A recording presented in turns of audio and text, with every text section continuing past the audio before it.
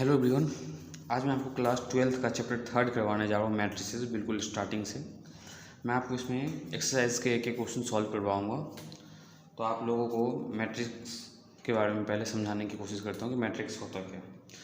तो सबसे पहले बेसिक तो ये देखो आप कि मैट्रिक्स का हम यूज़ क्या करते हैं। मैट्रिक्स जो हम यूज़ करते हैं जनरली वो पे सिस्टम ऑफ लीनियर इक्वेशन को सॉल्व करने के लिए यूज़ करते हैं। एनी वेरिएबल, चाहे कितने भी वेरिएबल हो, 4, 5, 6, 2, जितने भी वेरिएबल हो, आप कैसे भी वेरिएबल्स को की जो वैल्यू है वो मैट्रिक्स से मेथड से फाइंड कर सकते हो। और 12th के बाद जनरली जो मैट्रिक्स का यूज़ है वो आपका है, अगर इंजीनियरिंग कर रहे हो आप तो करोगे 12th के बाद, तो कंप्यूटर साइंस इंजीनियरिंग में आपका मैट्रिक्स का बहुत ज़्यादा यूज़ है।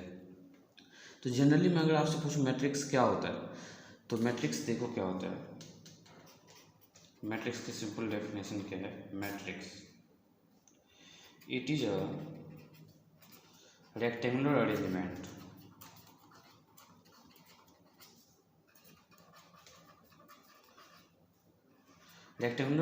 होता है किसका, अरेंजमेंट ऑफ नंबर्स। और ये नंबर्स आपका या तो रियल हो सकता है या कॉम्प्लेक्स हो सकता है। अब देखो मैट्रिक्स को जो हम रिप्रेजेंट करते हैं, कैसे रिप्रेजेंट करते हैं, तो मैट्रिक्स इज रिप्रेजेंटेड बाय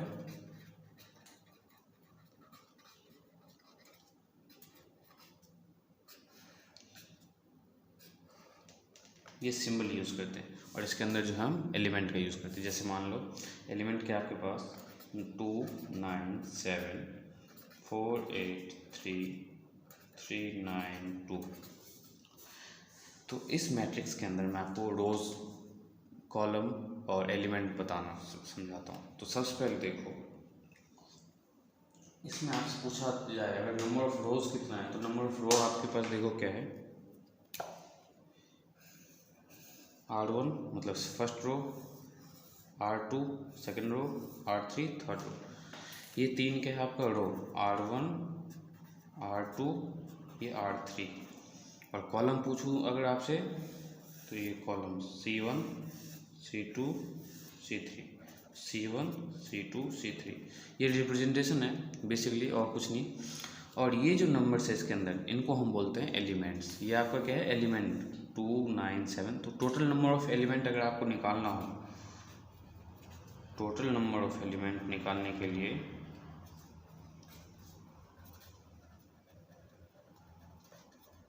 क्या करोगे आप, नंबर ऑफ रोज को मल्टीप्लाई कर दो आप नंबर ऑफ कॉलम के साथ। जैसे रो कितना आपके पास, R1, R2, R3, 3 रो है, 3 इंटू में कॉलम कितना है, 1, 2, 3, 3 कॉलम, तो 3 इंटू 3 9। तो नंबर ऑफ एलिमेंट्स अगर आप काउंट करो तो 9 होगा, 1, 2, 3, 4, 5, 6, 7, 8, 9। तो आप नंबर ऑफ एलिमेंट्स तो आप फाइंड कर लोगे। फर्स्ट पार्ट, सेकंड पार्ट आपका है ऑर्डर ऑफ द मैट्रिक्स। तो ऑर्डर ऑफ मैट्रिक्स कैसे फाइंड करते हैं, ये देखो। ऑर्डर ऑफ मैट्रिक्स का फॉर्मूला है नंबर ऑफ रो इनटू में नंबर ऑफ कॉलम। तो बेसिकली दोनों सेम ही है। अब नंबर ऑफ रो और नंबर ऑफ कॉलम, अब ऐसा नहीं है कि आप कॉलम को पहले, रो को बाद में लिख सकते हो। ऑर्डर फाइंड करने के लिए हमेशा ध्यान रखना नंबर ऑफ रो फर्स्ट होना चाहिए into number of column second होना चाहिए आपका। अब इसमें जो आप देखो रिप्रेजेंटेशन ऑफ मैट्रिक्स, जैसे मान लो आपके पास, आपने एक मैट्रिक्स ए कंसीडर किया, इसके एलिमेंट्स क्या है, A11, A12, A13, A21, A22, A23, A31, A32, A33। A11 का मीनिंग समझो क्या है, first element of first row and first column. First number जो शो करता है रो को रिप्रेजेंट करता है, फर्स्ट रो फर्स्ट कॉलम। ये देखो first row second column, first row third column, second row, क्यों सेकंड रो में आप आ गए, तो सेकंड रो कॉलम क्या है, फर्स्ट, ये आपका कॉलम होता है। तो second row first column, second row second column, second row third column. Similarly third row first column, third row second column, third row third column. अगर मैं इसका आपसे पूछूं कि ऑर्डर क्या है, तो ऑर्डर क्या होगा, रो कितना है, 1, 2, 3, तो 3 इंटू में कॉलम 1, 2, 3, तो 3 इंटू में 3। ये बेसिक था आपका रिप्रेजेंटेशन ऑफ मैट्रिक्स। अब हम पढ़ेंगे इसमें टाइप ऑफ मैट्रिक्स हमारा क्या होता है। तो टाइप ऑफ मैट्रिक्स में देखो सबसे पहला टाइप आपका क्या है, रो मैट्रिक्स। रो मैट्रिक्स क्या होता है समझो, having only one row, having only one row but column में भी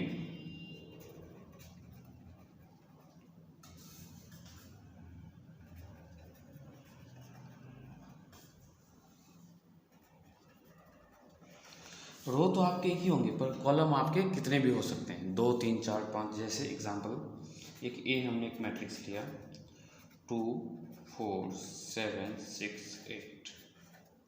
देखो रो आपका क्या है 1, कॉलम क्या है 1 2 3 4 5, तो इसका ऑर्डर क्या होगा 1 इंटू में 5। एक और एग्जांपल ले लो आप 9 4 3, तो ये भी आपका क्या है रो मैट्रिक्स। कैसे, नंबर ऑफ रोज कितना है इसमें 1, क्योंकि हॉरिजॉन्टली हम नंबर ऑफ रोज फाइंड करते हैं, तो नंबर ऑफ रोज क्या है 1, कॉलम क्या है 1 2 3, तो ऑर्डर क्या है 1 इंटू 3।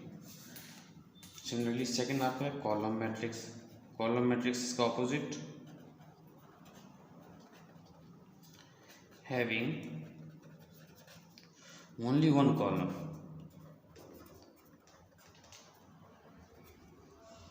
बट रो में भी मेनी।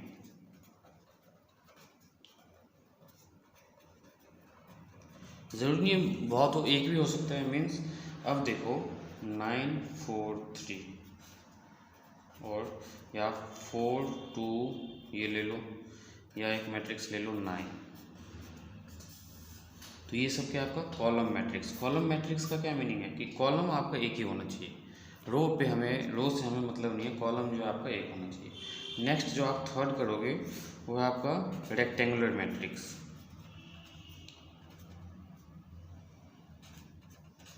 देखो रेक्टेंगुलर मैट्रिक्स क्या होता है, द मैट्रिक्स इन विच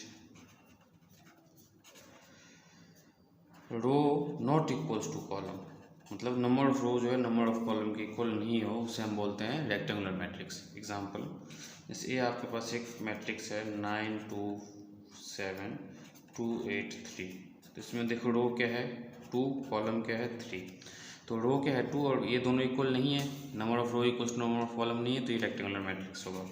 एक और एग्जांपल लेते हैं 9 9 9 4 8 7 6 2 8 4 3 9, ये भी आपका क्या है रेक्टेंगुलर मैट्रिक्स। क्यों, इसमें रो क्या है 1 2 3 एंड कॉलम क्या है 1 2 3 4, 3 इंटू 4। तो ये था आपका रेक्टेंगुलर मैट्रिक्स। अब मैं आपको करवाने जा रहा हूँ स्क्वायर मैट्रिक्स। तो अब स्क्वायर मैट्रिक्स में क्या होगा,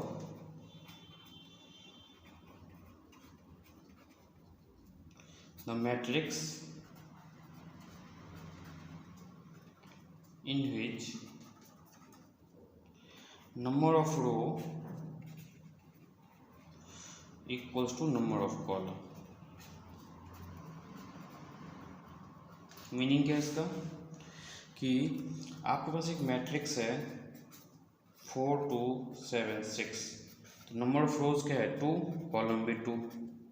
एक मैट्रिक्स आपने कंसिडर किया लेट से 9 8 0 7 4 6 3 4 4, तो 3, और जो आप स्क्वायर मैट्रिक्स पढ़ोगे क्लास 12 में वो मैक्सिमम 3 इंटू 3 का करोगे, 4 इंटू 4 मैट्रिक्स करने की ज़रूरत नहीं है और आपके सिलेबस में भी नहीं है। रेक्टेंगुलर मैट्रिक्स 3 इंटू 4 4 इंटू 3 का हो सकता है, उसमें कोई प्रॉब्लम नहीं है, पर जो स्क्वायर मैट्रिक्स है वो 2 इंटू 2 और 3 इंटू 3 का ही है आपके सिलेबस में। तो स्क्वायर मैट्रिक्स में क्या होता है कि नंबर ऑफ रोज और नंबर ऑफ कॉलम सेम हो, मतलब जिसमें नंबर ऑफ रो और नंबर ऑफ कॉलम सेम हो उसे हम स्क्वायर मैट्रिक्स बोलते हैं। नेक्स्ट जो आपका मैट्रिक्स है वो आपका कौन सा है, डायगोनल मैट्रिक्स। देखो तो डायगोनल मैट्रिक्स देखो क्या होता है, होप सो आप लोगों को समझ में आ रहा होगा। डायगोनल मैट्रिक्स में आपका क्या होगा कि डायगोनल एलिमेंट आपका कुछ भी हो सकता है, बट डायगोनल के अलावा जितने भी एलिमेंट्स हो आपको जीरो मिलेंगे। The diagonal elements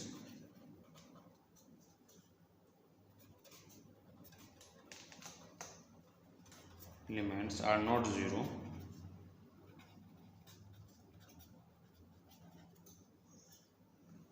but all the other elements are zero.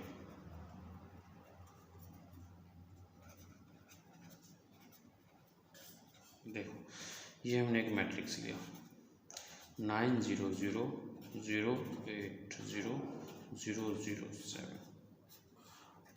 तो इसमें जो डायगोनल है आपका, ये डायगोनल है। डायगोनल एलिमेंट क्या नहीं होना चाहिए आपका, ज़ीरो नहीं होना चाहिए। इसके अलावा देखो सारे एलिमेंट्स ज़ीरो है।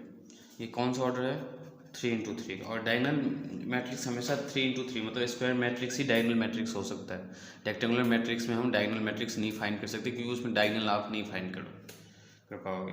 तो डायगोनल मैट्रिक्स में क्या होता है कि जो डायगोनल एलिमेंट है वो कुछ भी हो सकता है 999 हो या अलग अलग नंबर्स हो, पर उसके अलावा जो बाकी एलिमेंट्स हो ज़ीरो हो। डायगोनल एलिमेंट के बाद जो आप इसमें करोगे वो आपका है स्केलर मैट्रिक्स।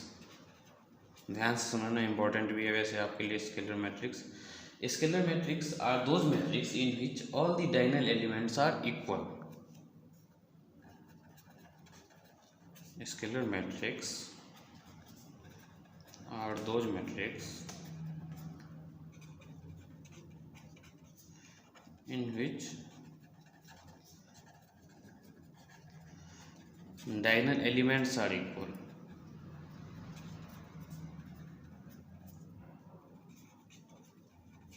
मीन्स एक आपने मैट्रिक्स कंसिडर किया 9 0 0 0 9 0 0 0 9, तो इसका जो डायगोनल एलिमेंट है वो क्या होना चाहिए, सब के सब सेम होने चाहिए। इसे हम बोलते हैं स्केलर मैट्रिक्स। और इसके अलावा बाकी एलिमेंट जो है आपका हमेशा ज़ीरो होगा। तो स्केलर मैट्रिक्स समझ में आ गया होगा। तो अब लास्ट में आपको करवाने जा रहा हूँ नल मैट्रिक्स। और नल मैट्रिक्स को हम ज़ीरो मैट्रिक्स भी बोलते हैं और zero matrix.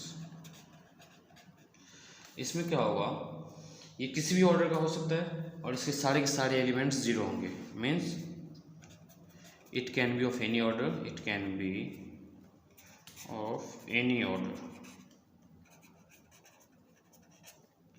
and all the elements are zero and all the elements are zero। तो मैंने आपको टाइप ऑफ मैट्रिक्स बता दिया। अब इसके कुछ इंपॉर्टेंट पॉइंट्स हैं जो आपको ध्यान में रखना है। अब मैं आपको समझाने की कोशिश करता हूँ। तो इसमें आपका एक मैट्रिक्स रह गया identity matrix.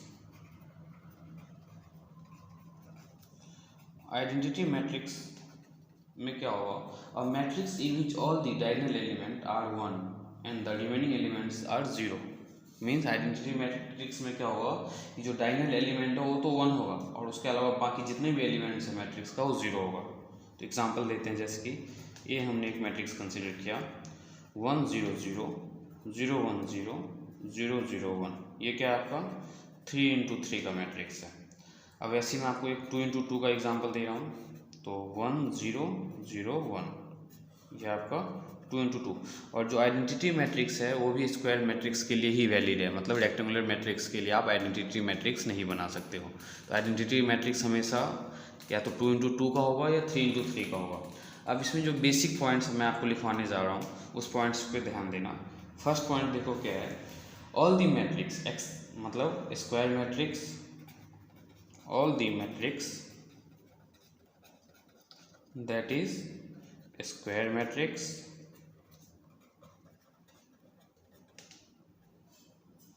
Diagonal matrix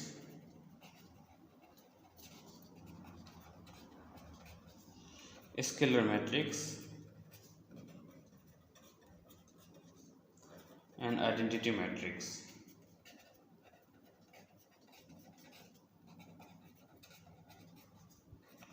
are always of same order।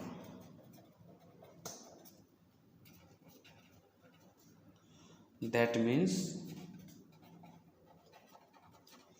these are always a square matrix।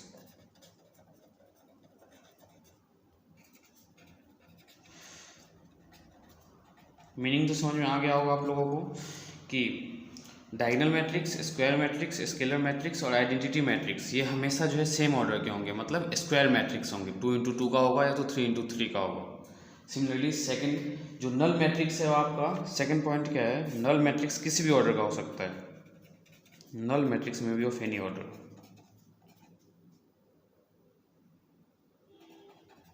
May be of any order. ये जो नल मैट्रिक्स है किसी भी ऑर्डर का हो सकता है, इसके लिए कोई कंडीशन नहीं है। अब इसी में जो मैं आपको बताने जा रहा हूँ, जो नेक्स्ट आप जिस पे क्वेश्चन सॉल्व करोगे वो है आपका इक्वलिटी ऑफ मैट्रिक्स। इक्वलिटी मतलब equal matrix, equality of matrix, ये जो है बहुत ही इंपॉर्टेंट है। इक्वलिटी ऑफ मैट्रिक्स मान लो आपके पास लेट से दो मैट्रिक्स है 9 4 2 8 और एक है 4 7 8 9। ये दो मैट्रिक्स इक्वल कब हो सकता है, इसके लिए दो कंडीशन है, नेसेसरी कंडीशन। फर्स्ट कंडीशन क्या है कि ऑर्डर सेम होना चाहिए, order are always same. Order same होने का मतलब ये है कि अगर ये 2 × 2 का है तो ये भी आपका 2 × 2 का होना चाहिए। ऐसा नहीं होगा कि ये 2 × 2 का होगा और ये 4 × 4 का होगा। मीन्स ऑर्डर ऑलवेज क्या होना चाहिए, आपका सेम होना चाहिए। सेकंड आपका कॉरस्पॉन्डिंग एलिमेंट सेम होना चाहिए, corresponding elements should be same. इसका मीनिंग भी समझो, अगर ये 9 है तो राइट साइड में भी यहाँ पे 9 होना चाहिए, ये 4 है तो ये भी 4 होना चाहिए, ये 2 है तो ये भी 2 होना चाहिए, 8 है तो ये भी 8। तो मतलब ये दोनों जो है इक्वल मैट्रिक्स तो नहीं है, पर इक्वल मैट्रिक्स के लिए कंडीशन क्या है ये मैंने आपको इसके हेल्प से समझाया है। तो उम्मीद है कि आपको ये समझ में आया होगा। जैसे मान लो कि ऑर्डर ऑफ जो आप फाइंड करोगे, मतलब कभी भी अगर बोला जाए आपको कि दो मैट्रिक्स दिया हुआ है, दोनों मैट्रिक्स इक्वल है और आप एक्स और वाई की वैल्यू फाइंड करो, तो वहाँ पे आप बहुत इजीली फाइंड कर सकते हो। सबसे पहले लिख देना in case of equal matrix order of the matrix will be same and the corresponding element should be same. इस दो पॉइंट के अलावा आप इनको आपस में इक्वेट कर सकते हो। लेट्स से एक एग्जांपल देता हूँ मैं आपको। एक मैट्रिक्स मैंने ले लिया A 9x 4y 3z 9y और एक मैंने मैट्रिक्स B लिया है जो क्या है 9 4 2 8 और क्वेश्चन में बोला गया है कि A and B are the equal matrix, A and B are the equal matrix.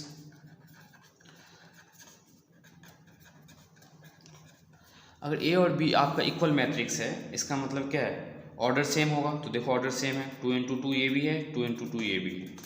अब जब ऑर्डर सेम है तो इसके कॉरस्पॉन्डिंग एलिमेंट सेम होना चाहिए। मीन्स ये जो 9x है किसके इक्वल होना चाहिए, 9 के इक्वल। 4y किसके इक्वल होना चाहिए, 4 के इक्वल। और जो 3z है वो 2 के इक्वल और 9y जो है 8 के equal. Means 9x equals to 9, 4y equals to 4, 3z equals to 2 and 9y equals to 8। अब यहाँ से आप x की वैल्यू फाइंड कर सकते हो, x इक्वल्स टू 9 / 9, यहाँ से y की वैल्यू, यहाँ से z। तो इस टाइप की इक्वल मैट्रिक्स के जो क्वेश्चन है आप बहुत आसानी से सॉल्व कर सकते हो। तो अब मैं आपको नेक्स्ट क्लास में एक्सरसाइज 3.1 करवाऊँगा। तो मिलते हैं नेक्स्ट लेक्चर में।